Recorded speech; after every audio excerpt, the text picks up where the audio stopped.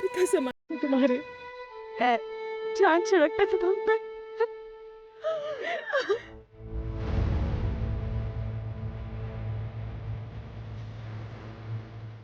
अंतिम क्रिया का समय हो गया है, चिता को मुखाग्नि दीजिए।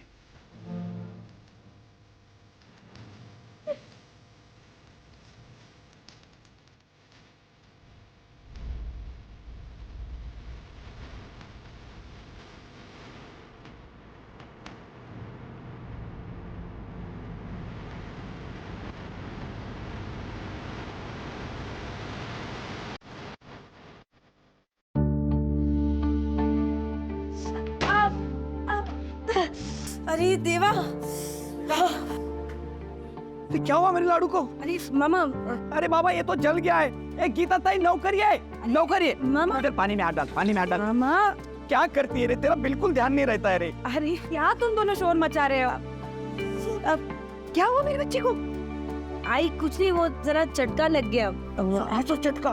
कितना बड़ा चटका लगा है? पर तुझे जरूरत क्या थी? मैं बना देती। नादू से पाला है रे तुझे। मैंने तेरे आई नहीं। तेरे को कुछ खरोच भी आती है ना। हमको बड़ा दर्द होता है। तू चल दवाई लगा, चल चल आजा, चल चल दवाई लगा। ए गीता ताई, ए स्मिता, अरे लवकर। गीता ताई खुश खबर है। हाँ? अब से हमें इन घर का भाड़ा देने की कोई जरूरत नहीं है। ये घर अब हमारे नाम पे है। ये क्या? हे देवा, अरे धन्यवाद। अब सब ठीक हो जाएगा ताई, कोई टेंशन नहीं। मामा, ये मालिक के नाम की जगह मेरा नाम क्यों है? तू ही तो इस घर की असली मालकिन है। हम दोनों का तेरे सिवा और है ही कौन? मेरी तो कोई औलाद नहीं है। होती भी तो तेरे जैसे नहीं हो सकती थी बेटा। तू ही मेरे लिए मेरी बेटी है और मेरा बेटा भी तू है ना?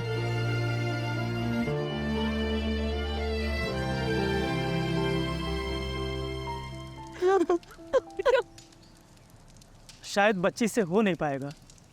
इनका कोई बेटा नहीं है क्या अंतिम क्रिया के लिए? मैं ही इनका बेटा हूं, पर ये हक सिर्फ मेरा है और किसी का नहीं। नयनम चिन्वन्ति शस्त्राणि नयनम दहति पावकम् न चैनं क्लेदयन्ति आपो न शोषयति मारुतम्।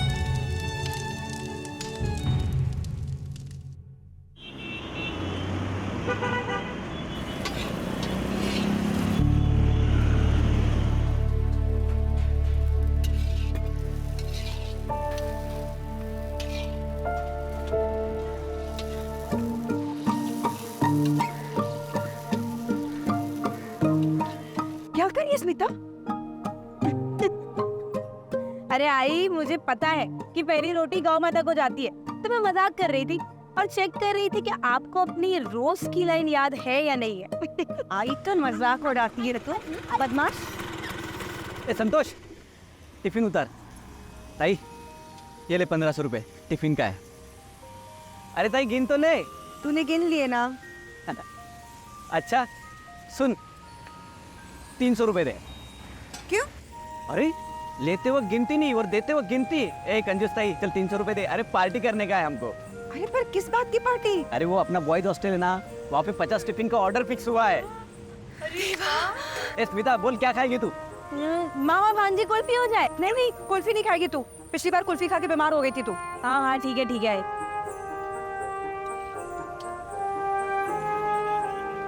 आई भी लेते। चल। अरे किधर जा रहे तू? कौन? अच्छा मेरे लिए भी लेते आना। अरे अभी आई को काम में हेल्प करवा रही हूँ ना, तो वो हो जाएगा, फिर मिलते हैं ना। अरे हाँ पक्का बाबा, आज मिल लूंगी बस थोड़ी देर।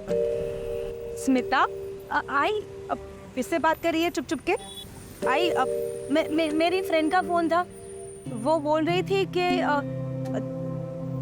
आज एक्स्ट्रा क्लास है ना, तो आने में लेट हो जाएगा। अच्छा कोई बात नहीं, होने दे लेट। एक्स्ट्रा क्लास के बाद पिक्चर भी देख के आना, ठीक है? हाँ अब लेट नहीं हो जाएगा मामा? क्यों होगा, किसको फिक्र है? और ऐसा भी तेरा वो बॉयफ्रेंड है ना, वो देख नरेश, हाँ, वो तेरे को क्लास भी ले जाएगा, उसके बाद पिक्चर भी दिखा के लाएगा, है ना? तो रिश्ता भी पक्का हो गया है, अब क्या चुप चुप के मिलना? भाई शर्म आती है। ए बेटा, इस शर्म ही तो अपनी तहजीब है। जाओ एंजॉय करो, जाओ, वो इंतजार कर रहा है। ताई, कितनी प्यारी लड़की है ना हमारी। कल के बच्चे माँ बाप की परवाह तक नहीं करते हैं, इसको शर्म आती है लड़के से मिलने में। और नरेश भी खूब चांगला मुलगा है, अपन इन दोनों की शादी लगा देते हैं जल्दी। पर पता नहीं कैसे विदा करूंगी मैं इसको, इसके बगैर तो मैं। भाई तू चिंता मत कर, सब ठीक हो जाएगा। तो सोचना है, हमने कभी सोचा था कि स्मिता की ज़िंदगी में ऐसा दिन भी आएगा? मैं तो लगा था कि शायद उसकी ज़िंदगी फिर से दोबारा, खैर बाकी लड़कियों की तरह उसकी ज़िंदगी में फिर से खुशहाली आई है। गीता, ए गीता, तुम दोनों भाई बहन, तुम दोनों ने हमारे पेट पे लात मारी है, क्या पकी चढ़ रही है? ताई मैं बताता हूँ क्या बकरी है। वो जो ऑर्डर हमें मिला है ना, वो पहले इन लोगों को मिला था, लेकिन स्टूडेंट लोगों ने इनके खिलाफ कंप्लेंट किया क्योंकि ये लोग खाने में सोडा मिलाते हैं, इसलिए वो ऑर्डर हमको मिला है। मिला नहीं है, छीन लिया है। सत्यानाश हो तुम्हारा, जुबान संभाल के बात कर वरना एक लाफा दूंगी। एक तो हमारा ऑर्डर चुराती, ऊपर से साड़ी बन रही है, हाथ उठा के तो देख, जल्दी कर यहाँ से, तेरे बाप की जगह है। तेरे बाप पे मत जा तू, वरना दिखा दूंगी मैं तुझे। ये छोड़ना ताई, इन घटिया लोगों के मुंह लगने की कोई जरूरत नहीं है। हाँ, देख लूंगा तुम दोनों बहन भाइयों को मैं। मेरा धंधा छीना ना, बताता हूँ तेरे को मैं। तेरे से जो बने कर लेना। तू देख अभी। चल प्रतीक्षा, चिंता मत कर तुम, ऐसा प्लान है ना मेरे पास। बॉयज़ हॉस्टल तो कैन के भाखड़े पे जो भीड़ लगती है ना, कोई भी नहीं आएगा। देख तू क्या करता हूँ मैं।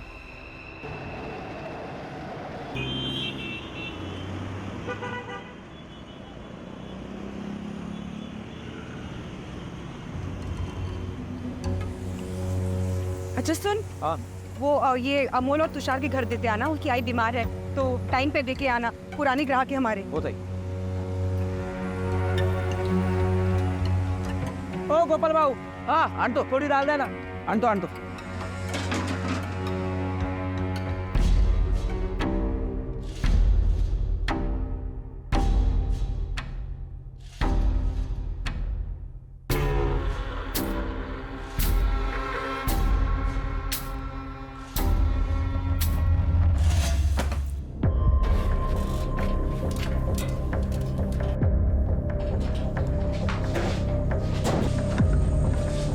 क्या ढूंढ रही है स्मिता, कुछ खो गया है क्या?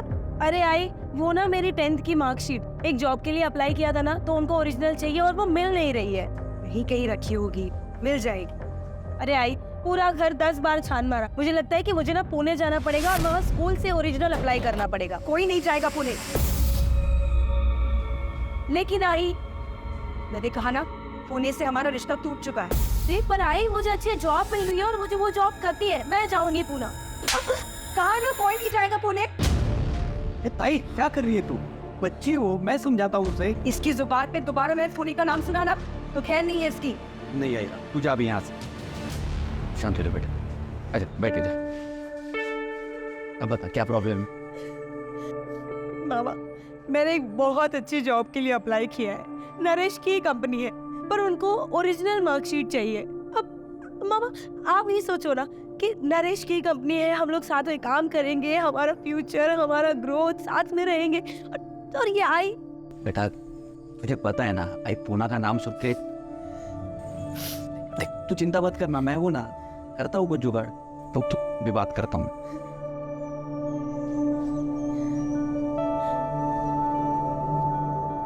हेलो नरेंद्र भाऊ। अरे गोपाल भाऊ, उठे आए, कितने वर्ष वाले, कैसे हो तुम लोग? हम सब बढ़िया है, तुम्हारी थोड़ी मदद चाहिए थी हमको। स्मिता का स्कूल है ना, उससे 10वीं का मार्कशीट निकालना था। तुम एड्रेस भेजो, समझो काम हो गया। हाँ तो वो हम लोग मुंबई शिफ्ट हो गए, मैं आपको मुंबई का एड्रेस भेजता हूँ। चलो जो काम हो गया, अब हंसना यार। थैंक यू मामा।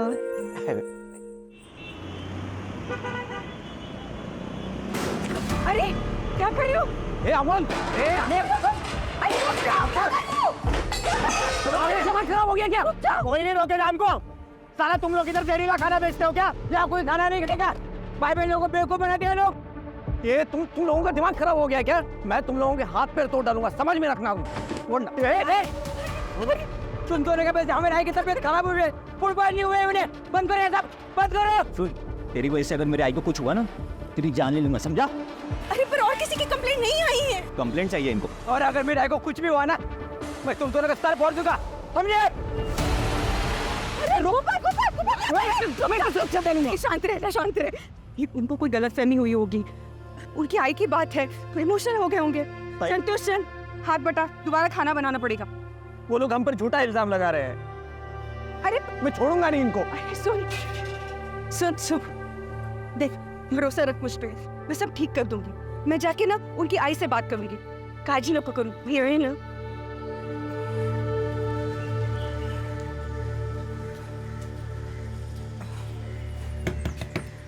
अमोल, तुषार, कोणी आहे घरी? आंटी घर पे कोई नहीं है। अमोल अंकल की आई बहुत बीमार हो गई थी, उनको हॉस्पिटल लेके गए। एम्बुलेंस आई थी इतनी बड़ी।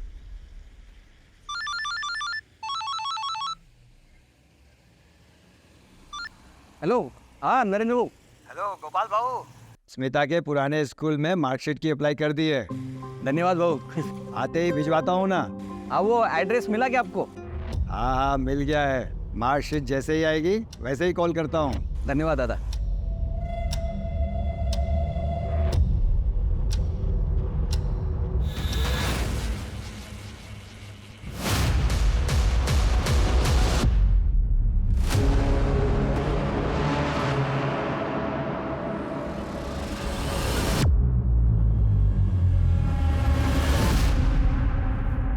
बस वेट। सरप्राइज। अरे वाह, थैंक यू थैंक यू आई। किससे बात कर रही है? अरे वो गोपाल को उसका फोन बंद लग रहा, तू लगा ना phone. The number you are trying to call is currently switched off. Please try again later. बंद आ रहा है। कहाँ गया होगा मामा?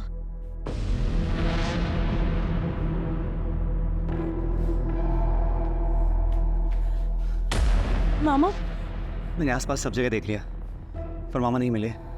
अच्छी टेंशन में लगी है। चल साथ चल के ढूंढते हैं उसे, ऐसे तो कभी जाता नहीं है वो। चल मैं भी आती हूँ। पर तेरा बर्थडे, वो सब जाने दो, मामा को ढूंढते हैं। हाँ चल चल। मामा, गोपाल, गोपाल मामा भाई, ये इनको देखा है क्या?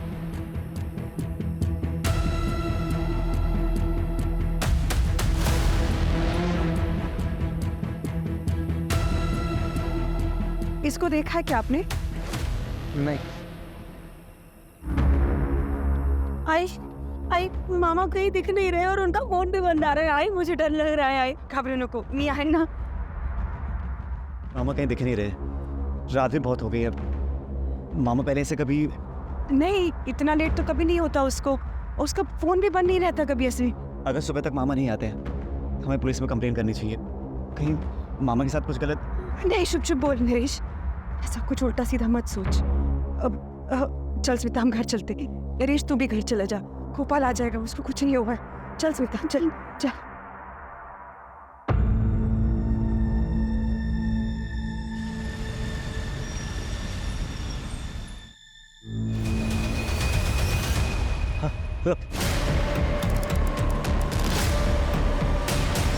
आइए सर, इस तरफ।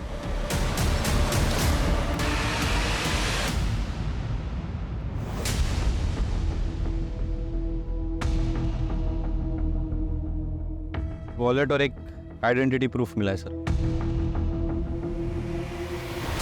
गोपाल तांबे इसी का लगता है। हाँ सर। फेस भी मैच हो रहा है। सावन, इस एड्रेस पे जाके इन्फॉर्म करो और वहाँ जो कोई भी है उसको आइडेंटिफाई करने के लिए बुलाओ। Right sir.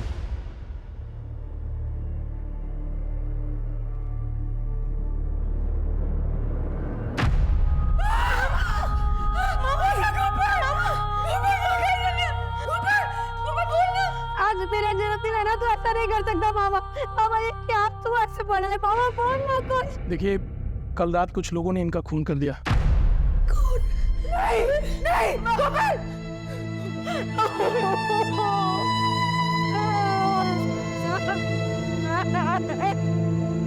अरे ये सब क्या हो गया?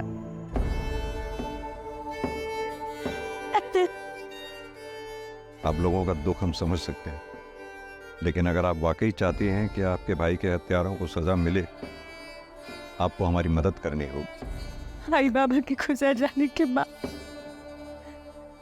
मैंने इकबाल पोस्ट के उसको बड़ा किया था। भाई नहीं था वो, मेरा बेटा था। देखिए, संभालिए अपने आप को, लेकिन हम कैसे रहेंगे तेरे बिना? मुझे लगता है नहीं माँ बेटी इस वक्त किसी भी तरह की स्टेटमेंट देने की हालत में है। एक काम करो सर, आस पड़ोस में पूछताछ करो, शायद उनसे कुछ पता चले गोपाल के बारे में। Right sir. सर, कुछ दिन पहले गोपाल मामा का जगन से झगड़ा हुआ था और जगन ने उन्हें जान से मारने की धमकी दी थी। मौसी जल्दी चलो, उधर गोपाल मामा का राड़ा हो गया। हाय देवा, क्या बोल रहे तू? चल मैं आ रही है। चल चल चल चलना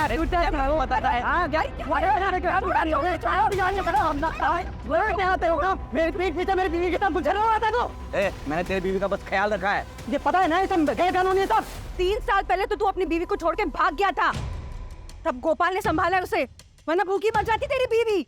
1 हफ्ते पहले तो तू आया है, दारू के अड्डे पे पड़ा रहता है, गोपाल को बोलता है। और इतना मर्द है ना तू, तो अपनी बीवी का ख्याल रखना सीख, फिर दिखाना अपनी मर्दांगी। चल गोपाल, तेरे में जितना भी जोर है ना, देख अपनी चल तेरे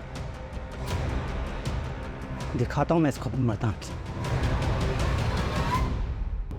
सर, नमस्ते सर, मेरा नाम प्रतीक्षा है। मैं वो स्टॉल पे काम करते हैं हम लोग। सर, वो अमोल और तुषार है ना, उन्होंने आके बहुत झगड़ा किया था इधर। वो इन पे बनाए हुए खाने से उनकी माँ बीमार पड़ गई थी और फिर मर गई। सर, मुझे याद है उन्होंने धमकी दी थी कि अगर उनकी माँ को कुछ हो गया ना, तो ये भाई बहन को जान से मार देंगे।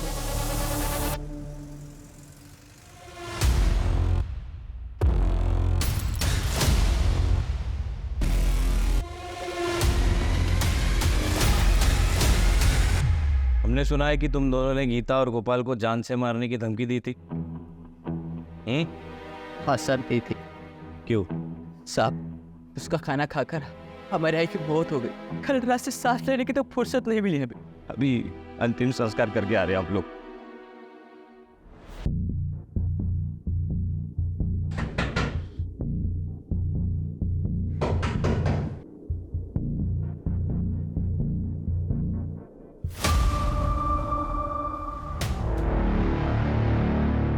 दिव्या, उठाओ उधर।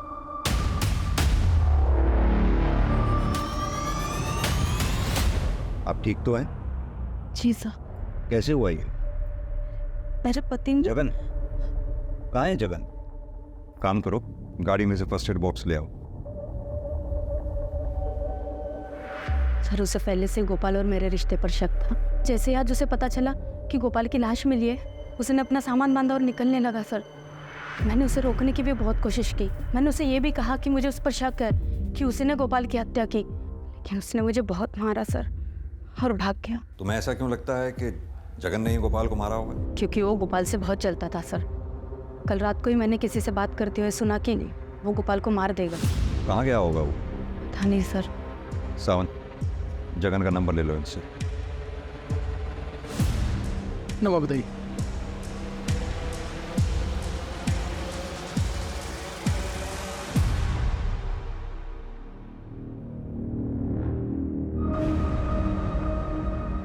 हाँ सर, मैं जल्दी रिपोर्ट करता हूँ आपको। सर। ऑलराइट सर, जय हिंद। हाँ, वो कुछ बताना चाहते हैं। बताइए। नमस्कार। कल रात की बात है।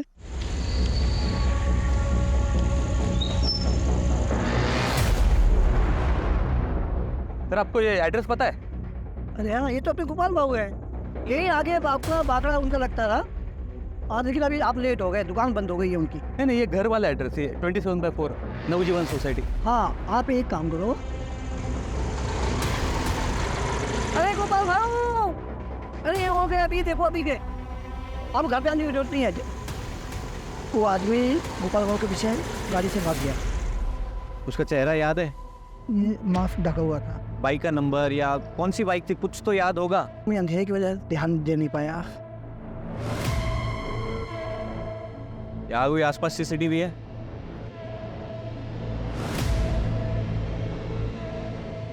CCTV footage मांगवा। यस, ठीक है।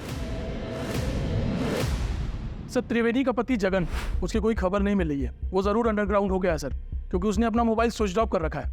एक काम करो, उसके फाइनेंशियल ट्रांजैक्शन पे नज़र रखो। अचानक घर छोड़कर गया है, पैसे की ज़रूरत पड़ेगी, बैंक की मदद लो। उसके दोस्तों, रिश्तेदारों, सब पे नज़र रखो। सर, ये गोपाल को कोई मास्क मैन ढूंढ रहा था सर।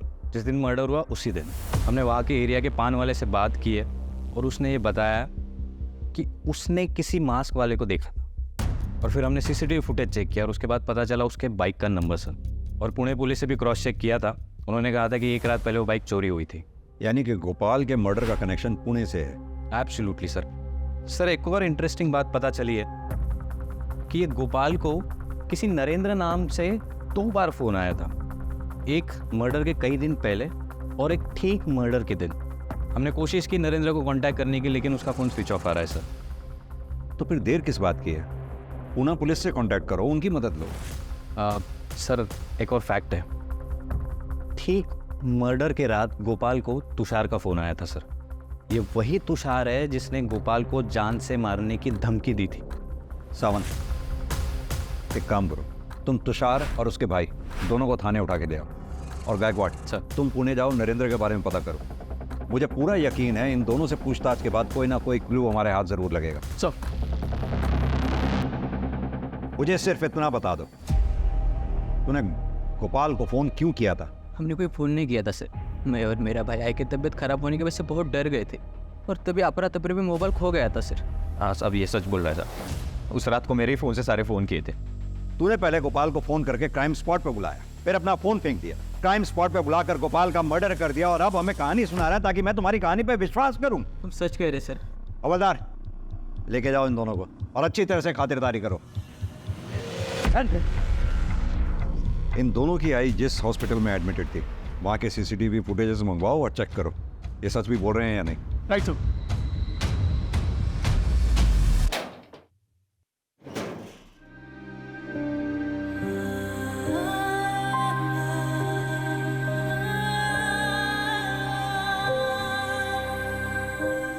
स्मिता, तेरे लिए एक सरप्राइज है। सरप्राइज? पहले अपनी आंखें बंद कर। ओके। ये देख, तेरे शादी की साड़ी। हाँ मामा, मस्त स्पेशल डिजाइन है। खूब साथ। वाह, मस्त साड़ी है भाऊ, एकदम राजकुमारी दिसेल माझी मुलगी। हाँ मैं पहन के दिखाऊं? हाँ, अभी जा।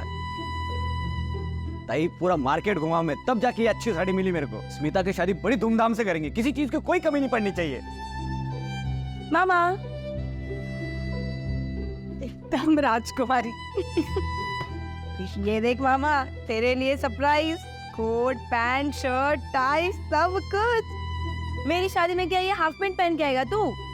अरे ये मैंने कभी नहीं पहना रे, ताई की शादी में भी नहीं पहना। पूछ ताई को। पर मेरी शादी में पहनना पड़ेगा। अभी जाओ जाओ जाओ जाओ जाओ, अरे यार, ट्राई करके आओ, जाओ जाओ जाओ। कितना जबरदस्ती करती है यार। अभी देख मामा कैसे लगी है।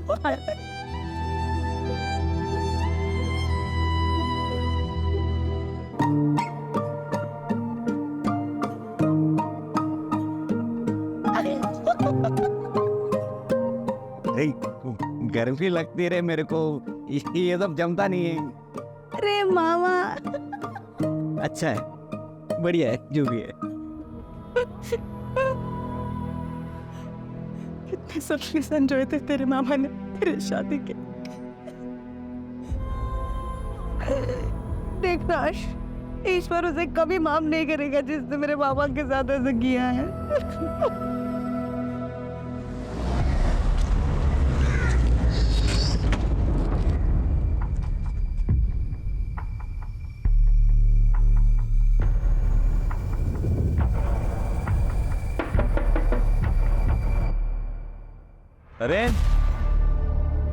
नरेंद्र,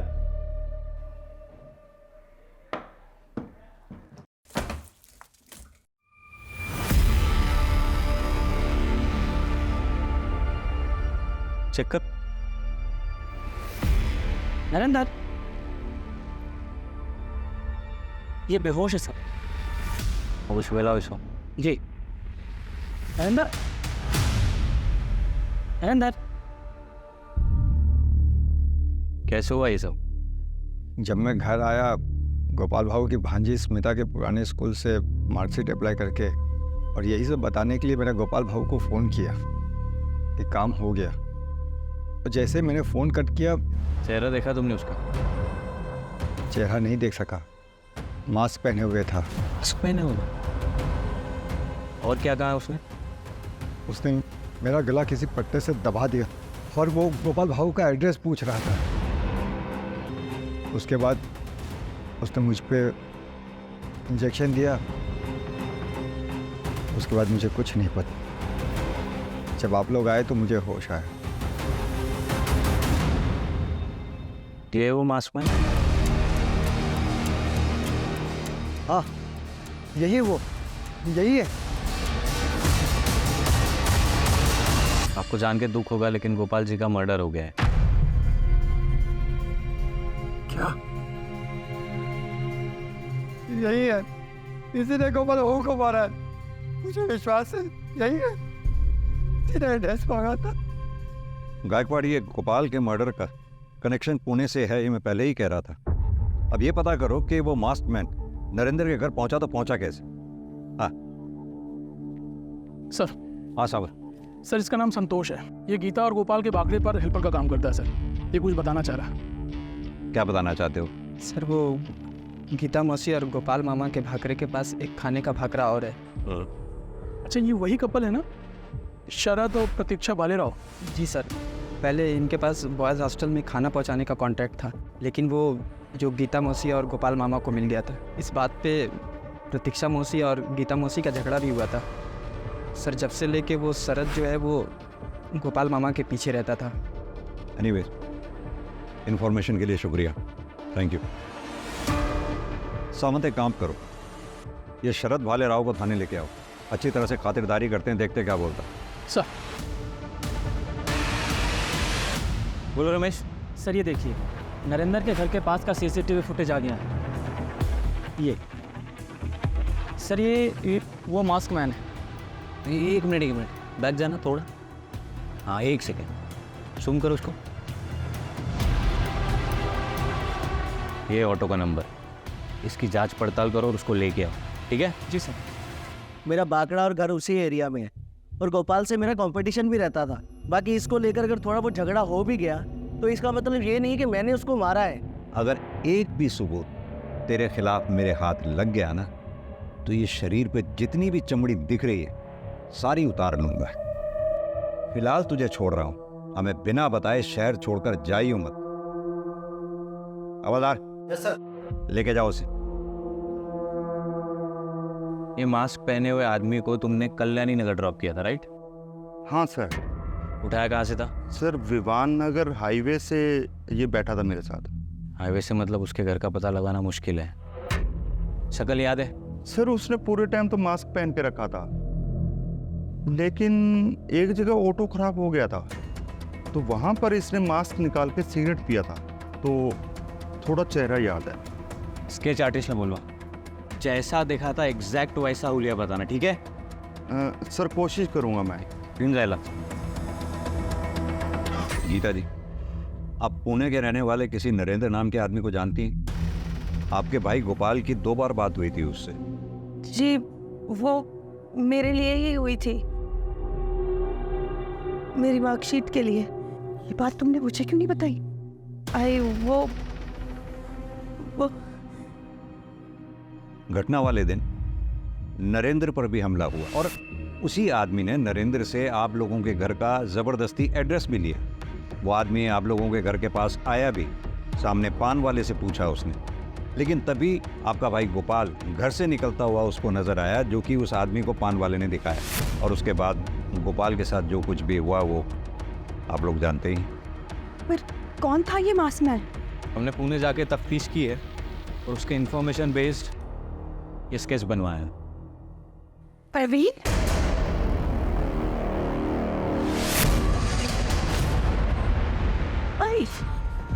नहीं लोगों ये आए ना, नहीं आए ना। इधर क्या कुछ ऐसा है जिसके बारे में हमें जानना चाहिए?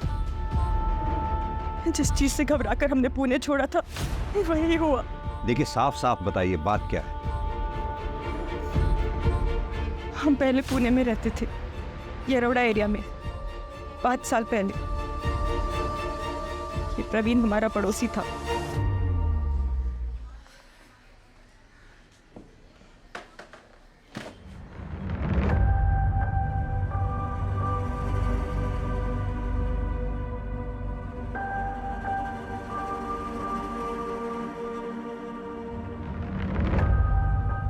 क्या हुआ बेटा?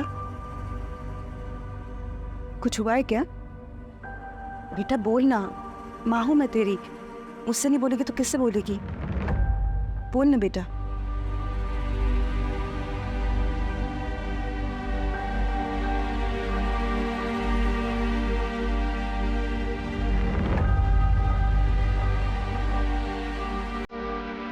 कुछ बता नहीं रही थी। फिर एक दिन अरे डरो मत। खूबसूरत। अरे डरो मत, मुझसे क्यों डरती हो?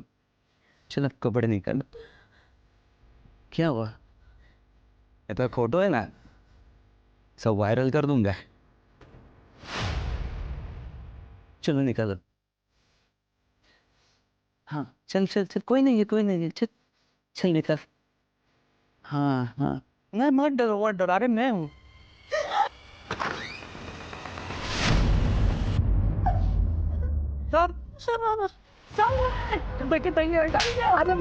हमने तुझे हमारा पड़ोसी समझा, तूने हमारी हमारी बेटी के साथ मुझे छोड़ूंगा नहीं।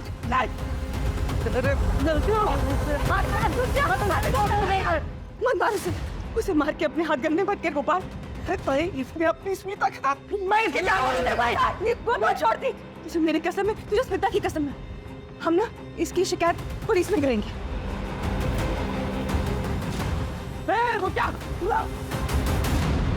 उसके बाद मैंने प्रवीण को पुलिस के पास सौंप दिया। भाई जब हम घर लौट के आए तो सारे पड़ोसी हमें ऐसे देख रहे थे जैसे कि प्रवीण ने नहीं बल्कि मेरी बेटी स्मिता ने ही कोई पाप किया हो। उसके बाद हम पुणे छोड़ के चले गए। फिर प्रवीण को लंबी सजा हुई, उसका करियर भी बर्बाद हुआ। उसने बदला लेने के लिए गोपाल को मार डाला। राक्षस है वो।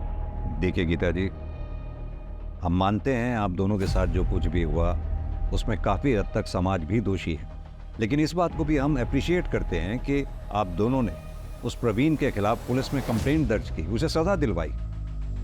ये बात वाकई काबिल तारीफ है और आप भरोसा रखिए उस प्रवीण को हम सख्त से सख्त सज़ा दिलवाएंगे। यही कहा था पुणे के इंस्पेक्टर ने, उसे सजा भी दिलवाई। पर हमें क्या मिला? हमें तो पुणे छोड़ना पड़ा, मुंबई आना पड़ा। मेरा भाई चला गया। ये दुख बर्दाश्त नहीं होता हमसे। हमें हमारे हाल पे छोड़ दीजिए आप। गीता जी लेकिन प्रवीण के रूप में मौत ने हमारा घर का रास्ता देख लिया है। हमें शहर को छोड़ना ही पड़ेगा। चल आइए।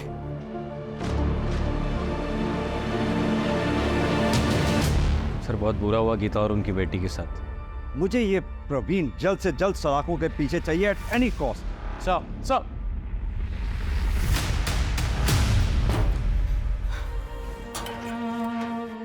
हम फिर से भाग रहे हैं। आई तेरे मामा को तो खो दिया मैंने, अब और कोई गलती नहीं करनी चाहती। और मामा को इंसाफ मिले ना मिले उससे तुझे कोई परवाह नहीं है। तेरी परवाह ज्यादा है। गोपाल तो अब वापस नहीं आने वाला। आई पर ये जो तिनका तिनका जोड़ जोड़ के तुम लोगों ने घर बसाया उसका क्या? मामा नहीं रहा पर वो अब भी यहाँ बसता है, उसकी यादें हैं यहाँ। आई तुझे मेरी फिक्र है ना? आई मैं तुझे विश्वास दिलाती हूँ मुझे कुछ नहीं होगा। सर उस जगन को लेके आए, बुलून में अपने चाचा के यहाँ छुपा हुआ था वो। मारो। चल हो जा शुरू। साहब मेरी पत्नी है ना वो त्रिवेणी, सब बहुत चालू हो रहे थे साहब। वो साहब पहले वो गोपाल को अपने प्रेम में फंसाया, उसके बाद मुझे जेल भेजना चाहते हैं साहब। वो गोपाल की हत्या से मेरा कोई सरोकार नहीं है साहब। तो फिर भागा क्यों? वो डर गया था साहब। वो मेरी पत्नी ने खुद को मार मार के घायल कर लिया। वो मुझे बोलती है कि पुलिस को बुला के कहेगी कि मैंने उसको मारा, और फिर कहेगी कि गोपाल की हत्या भी मैंने की साहब। सच में डर गया था साहब, मैंने कुछ नहीं किया साहब। सर गीता जी आई। सर मेरी बेटी स्मिता का कुछ पता नहीं चल रहा सर, वो सवेरे से गायब है, उसका फोन भी बंद है। ये भी तो हो सकता है कहीं किसी सहेली के यहाँ गई हो स्मिता, या फिर अपने मंगेतर नरेश के यहाँ। सब जगह पूछ लिया मैंने, नरेश तो काम से बाहर गया हुआ है, उसका भी फोन नहीं लग रहा, उसके घर पे ताला लगा हुआ है। आप फिक्र मत कीजिए, हम पूरी कोशिश करते हैं स्मिता को ढूंढने की।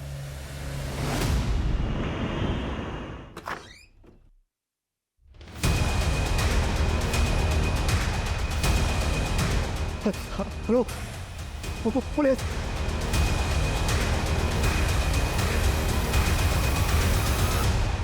देखिए मैम, मर्डर केस है, एविडेंस हो सकता है। बाहर में आपके एविडेंस, मैंने आपसे कहा था बंद कीजिए आपकी ये तफ्तीश, आप जिम्मेदार है उसके खून के।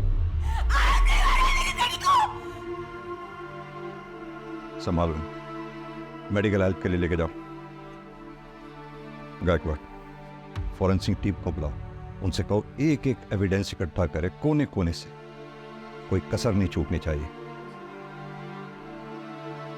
सर, दरवाजे पे कोई फोर्स एंट्री के मार्क्स नहीं है।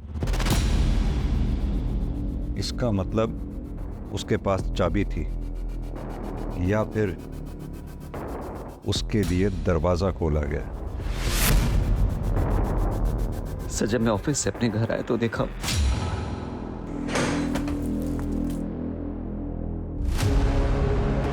पूरा दिन कहाँ थे तुम? ऑफिस के काम से पनवेल गया था। पूरा दिन फोन क्यों बंद था तुम्हारा? सर आप मुझ पे शक कर रहे हैं? सर मैं स्मिता से प्यार करता हूँ, और आपको लगता है कि मैंने उसे। No melodrama please. घर की चाबी किसके पास रहती है? सर एक मेरे पास और एक स्मिता के पास। और किसी के पास? प्लीज। तुम पे शक ना करने की कोई वजह नहीं छोड़ रहे हो मेरे पास, तुम मेरे रडार पे हो। सर अभी अभी प्रवीण का फोन नरेश के घर के पास वाले एरिया में, यानी कि गोरेगांव वेस्ट में एक्टिव हुआ है। उसकी एग्जैक्ट लोकेशन पता करो। आओ मेरे साथ। सर चलो।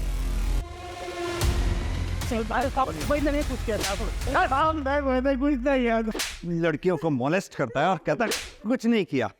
हम सच लेके मैं पढ़ने के लिए तो पुणे से मुंबई आया था साहब, उसने गोपाल का पीछा भी किया, लेकिन उसने पहुंचने से पहले सब चला गया था साहब। स्मिता पर नजर रखने के लिए मैं यहाँ रहने को आया साहब, उसका मैंने पीछा भी किया साहब, लेकिन वो मेरे हाथों से बच गए। मारते रहो उसे तब तक जब तक सच ना बोले। लोग मैंने कैसे मारूंगा तेरा।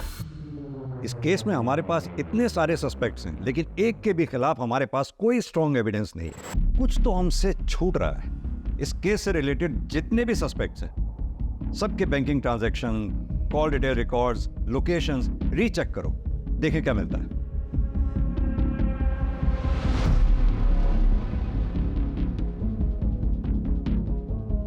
कोई तो क्लू छोड़ा होगा। सर, इन नरेंद्र के कॉल रिकॉर्ड्स, इसके मुताबिक जिस दिन गोपाल का मर्डर हुआ उसी दिन वो पुणे से मुंबई आया था, और पोस्टमार्टम रिपोर्ट के मुताबिक टाइम ऑफ डेथ के बाद वो पुणे से मुंबई आया था। लेकिन जब नरेंद्र के घर में पूछताछ करने गए तो उसने कहा कि बेहोशी के इंजेक्शन के कारण वो दिन भर घर में पड़ा हुआ था सर।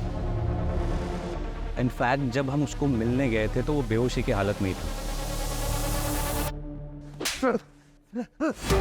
तेरे कॉल डिटेल रिकॉर्ड्स हैं हमारे पास। तेरे मोबाइल की लोकेशन जहाँ गोपाल का मर्डर हुआ वहाँ की थी, और यही नहीं, नरेश के घर पे भी तेरा मोबाइल एक्टिव था जहाँ स्मिता का मर्डर हुआ। क्या कर रहा था? क्यों किया ये सब? पैसों के लालच में। और कौन करवा रहा था ये सब?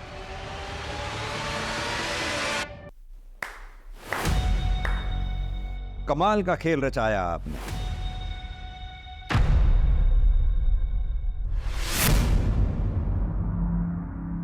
गीता जी, अब तो आपकी समझ में आ ही गया होगा कि आपका पर्दाफाश हो चुका है।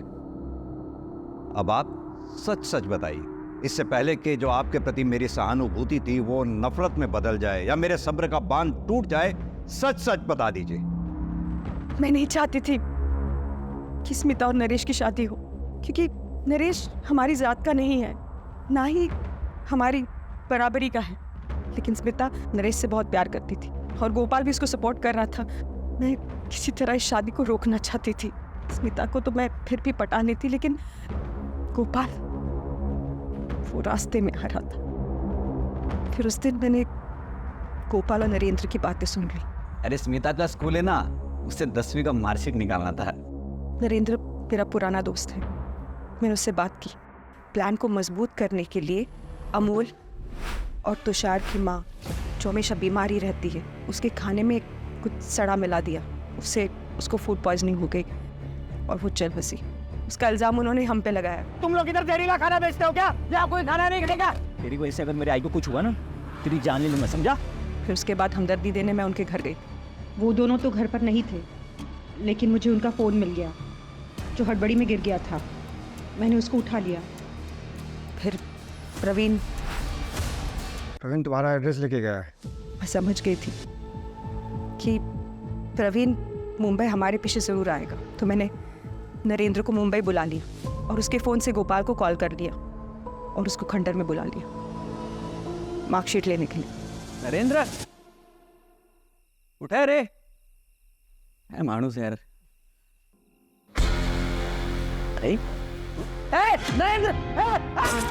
गोपाल के मौत के बाद स्मिता की शादी टल गई। लेकिन स्मिता का कत्ल, वो तो तुम्हारी बेटी थी।